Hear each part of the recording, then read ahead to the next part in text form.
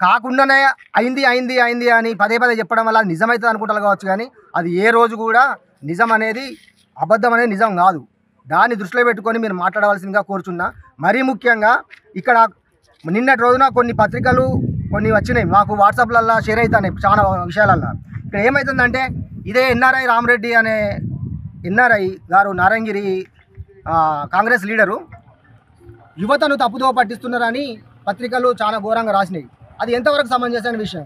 ఆయన సొంత డబ్బులతో వాళ్ళ నాయన కష్టపడి సంపాదించిన ఒక 2 ఎకరాలు 3 ఎకరాల భూమి అమ్ముకొని ఆయన భార్య బిడ్డలతోటి ఆస్ట్రేలియాకి పోయి ఆస్ట్రేలియాలో అంతో కొంత సంపాదించుకొని వచ్చి నివాసి అయిన ముప్పారం గ్రామం లేదా నారాయణగిరి గ్రామం నివాసి అయి ముప్పారం గ్రామంలో పెరిగి ఆ 2 గ్రామాలలో తిరిగిన ఉన్నటువంటి ఆయనకున్న ఆలోచన ప్రకారము ఇక్కడ ఏదో ఒకటి నా ప్రజలకు కొంతవరకు నేను ఏదైనా సాయం చేయాలనే ఆలోచనతోటి ఆయన సొంత డబ్బులతోటి 5,000 10,000 15,000 చదువులకు కావచ్చు, చావులకు కావచ్చు, బతులకు కావచ్చు, మ్యాచ్యూర్ ఫంక్షన్లకు కావచ్చు, ఆడపిల్ల పుట్టినందుకు కావచ్చు, ఇలాంటి ఎన్నో సహాయ సహకారాలు చేస్తూ ఉంటే ఇదే నాయకులకు కొంతమంది నాయకులకు ఇదే నారాయణగిరిలో ఉన్న నాయకులు కావచ్చు, లేదా మండల నాయకులు కావచ్చు, లేకపోతే ఇంకో కొంతమంది నాయకులు కావచ్చు కంటికి ఇంపుగా కనిపిస్తలేదు.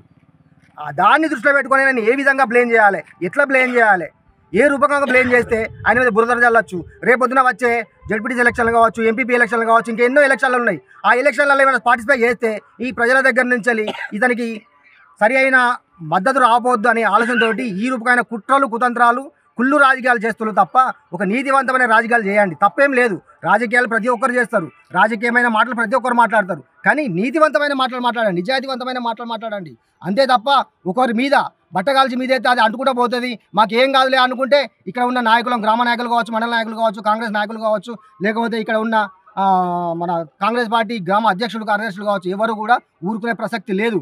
రాజయ్య గారికి మరీ ప్రత్యేకంగా చెప్పాల్సుకునేది ఏంటంటే మీరు విజ్ఞులు, చదువుకున్న వాళ్ళు, డాక్టర్గా పనిచేసిన వాళ్ళు, 15 సంవత్సరాలు ఎమ్మెల్యేకి తయారు చేసిన వాళ్ళు, నిజాలు తెలియదా మీకు?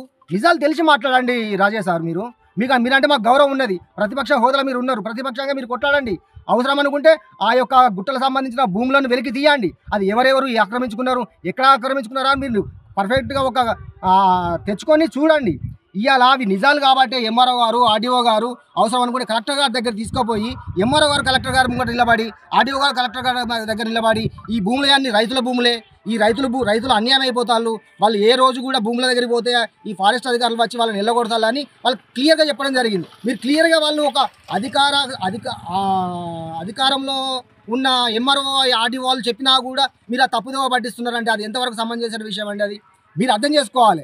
ఎక్కడో ఉన్న గ్రామ నాయకులు ఏదో వాళ్ళ యొక్క పబ్బం గడుపుకోవడానికో, లేకపోతే వాళ్ళు అయ్యో వాళ్ళకి మంచి పేరు వస్తుంది కదా వీళ్ళకి మంచి పేరు రావద్దు అనే ఆలోచనతో పోతున్నారు తప్ప ఇది రైతులకు మాత్రం పూర్తి అన్యాయం చేస్తున్నారని మీరైతే దయచేసి ఈ అన్యాయమైన పని మా గ్రామస్తులు, మా ముప్పారం గ్రామస్తులు, ఇది కాంగ్రెస్ పార్టీ గ్రామశాఖ అధ్యక్షుడు కార్యదర్శి మాలాంటి నాయకులను పూర్తి ఖండిస్తున్నాం. దయచేసి చెప్తున్నారు రాజయ్య గారు, ఎట్టి పరిస్థితుల్లోనూ మీరు ఈ యొక్క రైతులకు అన్యాయం చేయొద్దండి, దయచేసి అన్యాయం చేయొద్దు. ఎందుకు అంటే వాళ్ళ తాతలు ముత్తాతలు కష్టపడి సంపాదించుకున్న భూములు అవి. ఏదో ఇవాళ 10 రూపాయలు రేటు పెరిగిందనే ఆలోచనతోటి ఇలా ఎవరెవరో వచ్చి కానిపోని మాటలు మాట్లాడుతున్నారు తప్ప ఇది ఎంతవరకు సమంజసమైన పని కాదండి. ఇది వాళ్ళు కష్టపడి సంపాదించుకున్న భూములు. ఇవాళ ఈ టోటల్గా సత్వారు కావచ్చు, లేకపోతే పైసలు పట్టి కావచ్చు, లేకపోతే పానీలు కావచ్చు, ఎంఆర్ఓ గారు ఇచ్చిన పానీలు ఇవి 213 సర్వే నెంబర్లో ఉన్నటువంటి భూమి రామరెడ్డి గారికి 3 ఎకరాలు. ఇది నేను నిర్ధారించమంటే ఇక్కడే నిర్ధారిస్తా. ఒకవేళ నిర్ధారించకపోతే ముప్పారం గ్రామంలో మీరన్న ముక్కు భూమికి రాయాలి, నేనన్న ముక్కు భూమికి రాస్తా. ఇది 3 ఎకరాలు తప్ప అతనికి ఒక్క భూమి అతని పేరు మీద లేదు, వాళ్ళ నాన్న పేరు మీద ఉన్నది. ఇట్లాంటి ఆలోచనలు మీరు మానుకొని నిజాలు తెలుసుకొని మీరు మాట్లాడండి. దానికి మేము కూడా సహకరిస్తాము. మా ముప్పారం గ్రామం తరపున ఎవరు కూడా అన్యాయం కావద్దనే ఆలోచన మాకున్నది. ఎక్కడో నారాయణగిరి గ్రామం పక్కబంటికి నారాయణ గ్రామం ఆయన ముందుబడి ఇవాళ కడేశ్రీ గారి దగ్గర తీసుకుపోయి అయ్యా పరిస్థితి గిది, రైతులందరూ నష్టపోతున్నారు, ఇక్కడ బీసీలు ఉన్నారు, ఎస్సీలు ఉన్నారు, వాళ్ళందరూ ముదిరాజులు, ఇటు పోతే గమలోళ్ళు, ఇటు వీళ్ళు ప్రతి ఒక్క కులపోళ్ళు అక్కడ సంబంధించిన భూములలో ఉన్నారు కాబట్టి వాళ్ళు నష్టపోతున్నారు. వాళ్ళు పంటలు వేసుకుందామంటే ఫారెస్ట్ డిపార్ట్మెంట్ వాళ్ళు వచ్చి వాళ్ళని మొత్తం అన్యక్రాంతం చేస్తారు. ఆ భూములన్నింటినీ మాయాన్ని గుంజుకోవడానికి ప్రయత్నిస్తారు. పాస్బుక్లు వచ్చినాయి, పాస్బుక్లు మీకు చూపిస్తే ఈ పాస్బుక్లు తెలంగాణ వాళ్ళు ఎవరు కేసీఆర్ గారే ఇచ్చిందని మీరు అంటున్నారు. కేసీఆర్ గారి కంటే ముందే వచ్చినాయి అంటే తోక పాస్బుక్లు వచ్చినాయి. ఆ తోక పాస్బుక్ల తర్వాత ఎన్టీ రామారావు గారు పీరియడ్లో కూడా పాస్బుక్లు వచ్చినాయి. ఆ పాస్బుక్లు మీరు డిజిటలైజేషన్ చేసినప్పుడు ఆ పాస్బుక్లు రద్దు చేసి తర్వాత తెలంగాణ పాస్బుక్లు ఇవ్వడం జరిగింది. ఆ తెలంగాణ పాస్బుక్లలో కూడా ఇదే నెంబర్లు కదా, వేరే నెంబర్లు అయితే లేవు కదా. మరీ ముఖ్యంగా 2013, 2014 ఇదే వాట్సాప్లలో అండి.